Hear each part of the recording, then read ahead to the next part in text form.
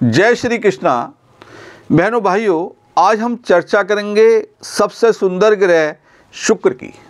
शुक्र ग्रह क्या है, किस राशि में उच्च का होता है, किस राशि में नीच का होता है, जब ये ग्रह 6, 8, 12 चला जाता, अस्त हो जाता, किसी कारणवश से कंबस्ट हो जाता, तो हमारे जीवन में क्या क्या प्रभाव पड़ते हैं।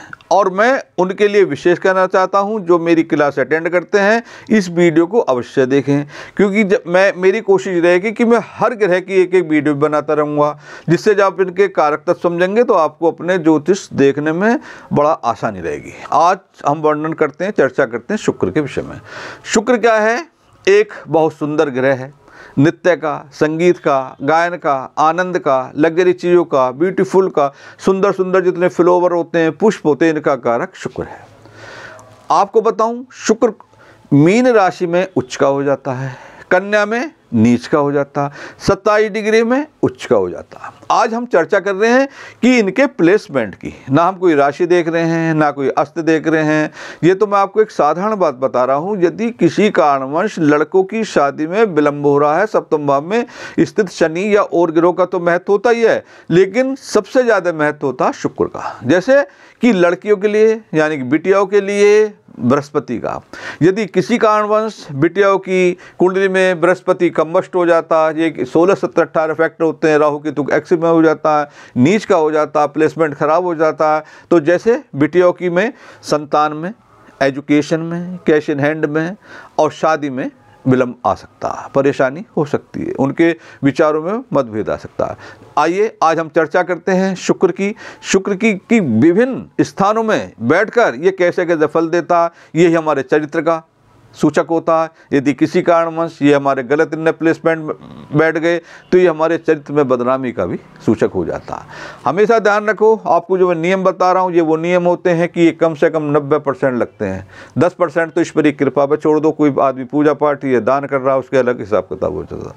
हमारे जो एक्सपर्ट होते हैं वो कहते हैं कभी संतों की कुंडली मत देखा करो, क्योंकि संत इतनी पूजा पाठ करते हैं, उन्हें सारी ग्रह शुभ देते हैं। आइए हम चर्चा करते हैं कि शुक्र का विभिन्न स्थिति उनमें क्या क्या होता है। देखिए, ये जो है हमने 1 नंबर गिरा है ना, ये काल पुरुष का 1 ही नंबर होता है। हमेशा यहाँ में किस नंबर से कोई नहीं लेना, हमें तो ये देखना है कि ये प्रथम भाव में, द्वितीय भाव में, थर्ड हाउस में क्या क्या करता है। यदि जातक के लग्न में शुक्र बैठा है तो जातक देखने में डेफिनेट सुंदर होगा। यदि इसे कोई पाप ग्रह दूषित भी करते हैं तो चेहरे का अट्रैक्शन गलत नहीं होगा, अच्छा ही होगा। उसमें चेहरे पे जरूर अट्रैक्शन रहेगा। सपोज दैट कर लो, शनि ने देख लिया तो थोड़ा रंग तो सांवला हो सकता है, मंगल ने देख लिया चेहरा थोड़ा रोबीला क्रूर हो सकता है, लेकिन उसकी जो बीटी है, उसके जो नाक नक्श हैं वो हमेशा अच्छे रहेंगे। हमेशा ध्यान रखना, जब शुक्र लग्न में बैठ जाए तो जातक लग्जरी चीज़ों के प्रति आकर्षित हो जाएगा। उसे घोड़े, गाड़ी, बंगले, अच्छी अच्छी चीज़ें देखने में बड़ा आनंद आता है। अब आते हैं हम सेकंड हाउस में। सेकंड हाउस क्या है? सेकंड हाउस होता है वाणी। मैं राशि की बात ही नहीं कर रहा, परिवार। जातक की वाणी अवश्य अच्छी होगी। यदि शत्रु राशि बैठ गया तो धन आएगा, रुकेगा नहीं, लेकिन क्योंकि सेकंड हाउस में है, वाणी है, तो उसकी जातक की वाणी अच्छी होगी। यदि किसी कारणवश अपनी स्वराशि में बैठ गया, उच्च का बैठ गया, तो धन भी आएगा। अब आइए थर्ड हाउस में। यदि थर्ड हाउस में शुक्र बैठ जाता है, यदि जातक की छोटी बहन है तो डेफिनेट सुंदर होगी, लेकिन ध्यान रहे यदि पाप ग्रह से दृष्ट हो गई तो सुंदरता में कमी तो आ सकती है, लेकिन जैसे मैंने बताया शनि से दृष्ट हो गए, रंग सांवला हो गए, लेकिन उनका चेहरे का अट्रैक्शन अवश्य अच्छा होगा। अब आते हैं चतुर्थ भाव में। चतुर्थ भाव में जब शुक्र स्थित हो जाता है, आप ये नियम को किसी भी कुंडली में देख सकते हैं, तो जातक की मदर अवश्य ही सुंदर होगी, उसका मकान अवश्य सुंदर होगा, है ना। उसे गाड़ी, बंगले, घोड़े, मतलब घोड़े मीन्स देशपात काले से, मतलब गाड़ी वगैरह का उसे सुख मिलेगा, उसका मकान भी सुंदर होगा। अब आते हैं पंचम भाव में। पंचम भाव क्या है? संतान। संतान जातक की अवश्य होगी सुंदर। अगर बिटिया होगी तो एक्स्ट्रा सुंदर होगी। यदि किसी कारणवश उच्च का हो गया तो आप देखेंगे कि यदि जातक के बिटिया है तो खूब नेम फेम प्राप्त करेगी, क्योंकि 2 तरह के प्लैनेट होते हैं, मेल और फीमेल। आपको एक चीज़ बता दूं, ये जो 3rd हाउस में ये शुक्र होता है, थोड़ा चरित्र में बदनामी का सूचक होता है। जातक को कहते हैं ना कि ये तो बड़ा रसीला है, ये थोड़ा चरित्र का खराब हो गया, हम शब्दों को तो ऐसे ऐसे लाते हैं कि सबको अच्छे लगे, लेकिन ये 3rd हाउस में स्थित शुक्र चरित्र में बदनामी का होता है और रोग देने की क्षमता होती है। जो हर ग्रह अपने स्वरूप के अनुसार रोग देता है, जैसे शुक्राणु का कम होना या डायबिटीज़ का होना, जो भी मतलब हमारी लाल कणिकाएँ होती हैं या श्वेत कणिकाएँ होती हैं, उनमें गड़बड़ कर देते हैं। अब आते हैं 6th हाउस में। 6th हाउस में किसका है? 6th हाउस होता है रोग का, शत्रु का, ऋण का, मैंने बताया था।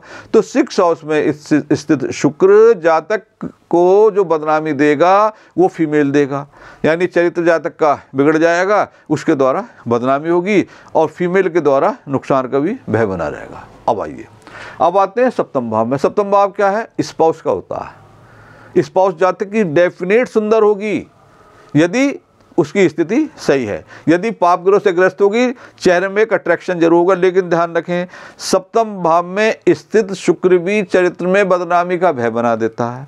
तो जिनके 7वें भाव में, 6th हाउस में, 3rd हाउस में, 12th हाउस में, एकादश भाव में, 8th हाउस में शुक्र हैं, वो चरित्र को बचाने के लिए अवश्य ही शुक्र का दान करें। अब आते हैं 8वें भाव में।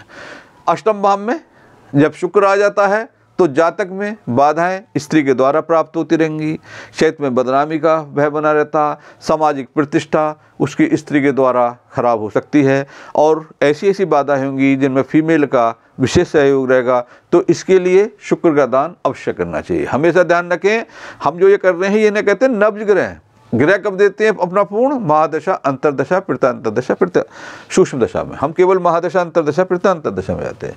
अब आते हैं शुक्र का 9th हाउस में। 9th क्या है? जातक का भाग्य। तो भाग्य उदय में यदि शुक्र की अच्छी स्थिति है तो भाग्य में उन्नति करने में किसी फीमेल का भी विशेष सहयोग हो सकता है और फादर सुंदर भी हो सकते हैं, लेकिन जातक चरित्रवान अच्छा रहेगा, चरित्र का अच्छा होगा।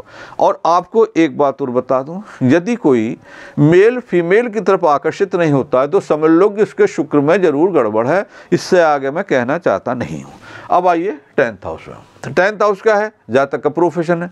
यदि 10th हाउस में शुक्र बैठ गया तो जातक का जो प्रोफेशन का क्षेत्र होगा वो जातक चरित्रवान तो होगा ही अवश्य ही, लेकिन वो प्रोफेशन का क्षेत्र भी अच्छा होगा। जातक चरित्रवान होगा, लग्जरी चीज़ों को भोगने वाला होगा, उच्च स्थिति में बैठ गए अलग फल, नीच में बैठ गए अलग फल, ये मैं आपको समय समय में बताता भी रहता हूँ। अब आइए एकादश भाव में। यदि एकादश भाव में, क्योंकि अभी तो हम वर्णन नहीं कर रहे लगने के हिसाब से, यदि एकादश भाव होता ज्ञान भाव का, यहाँ ऐसे जातक को हमेशा स्त्रियों से फायदा रहता है।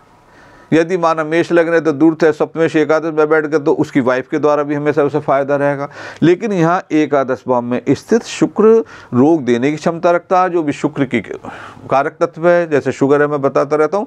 और दूसरी बात क्या है कि फीमेल के द्वारा बदनामी का भय बना रहेगा और चरित्र में बदनामी का भी भय बना रहता है। अब आते हैं 12th हाउस में। केवल सिंगल ग्रह एक शुक्र ऐसा ग्रह है जो 12th हाउस में भी अच्छा फल देते था।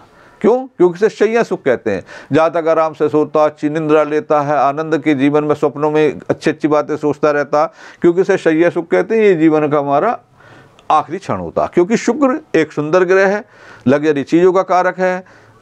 एक इसमें विशेष महत्व था, जैसे 12 हाउसेज होते हैं, जैसे शनि केवल 3 हाउस में अच्छा फल देते हैं, 3, 6, 11 में, इसी तरीके से शुक्र केवल 3 हाउस में गलत फल देते हैं, 6, 7, 10 में, और 9 के 9 हाउसेज में अच्छा फल देते हैं। इसीलिए इसे सुख का कारक कहते हैं। मैं आपसे एक विशेष बात कहना चाहता हूँ, यदि किसी हमारे बेटे की शादी में विलंब हो रहा है, आप किसी को कुंडली दिखाते हैं तो और ग्रहों के साथ साथ उसका शुक्र का भी हमेशा ध्यान रखना है। शुक्र का सबसे बड़ा चीफ एंड बेस्ट उपाय क्या होता है कि हम शुक्रवार को एक कटोरी, ये मैं मेल के लिए बता रहा हूँ, फीमेल के लिए मैं बृहस्पति देखना पड़ता मौजूद है, तो मेल के लिए सबसे अच्छा साधन क्या होता है, यदि हम शादी का योग बनाना चाहते हैं तो ये नुकसान नहीं देगा, रत्न तो पूरे एनालिसिस से पहना जाता है। इसके लिए हमें क्या करना है, शुक्रवार को एक कटोरी खीर बनाएं, यदि ज़्यादा बन जाती है घर में काम ले सकते हैं, उसके ऊपर 1 चम्मच बूरा गिरें, 1 चम्मच घी गिरें, अकुत दक्षिणा दें, और मंदिर में पंडित जी को दें, क्योंकि ये ज्योतिष एक आध्यात्म का विषय है। इस पे हमारी कैटेगरियाँ भी होती हैं, क्योंकि गुरु और बृहस्पति ये ब्राह्मण होती हैं, तो हमें ये ब्राह्मण को देना है। कब देना है? यदि या तुम सुबह सुबह दिए हैं 8-9 बजे तक, या कोशिश हो तो 12 बजे दें, तो इसे आप हर शुक्रवार को करते रहें। दूसरा सबसे सरल उपाय है, यदि किसी कारणवश हम खीर नहीं बना सकते, हम चावल भी दे सकते हैं विद दक्षिणा। यदि ये भी नहीं कर सकते तो दूध की एक थैली लो, उस पर दक्षिणा रखो, मंदिर को दिया हो। यदि किसी कारणवश आपका बच्चा बाहर रहता है, आप किसी से भी करवा सकते हैं, मदर कर सकती हैं। ऐसी ही वीडियो के साथ हम मिलते रहेंगे। आप बहुत जल्दी से बताऊंगा मैं आपके गुरु के विषय में। इसी के साथ वाणी को विराम देते हैं। जय श्री कृष्ण भगवान की।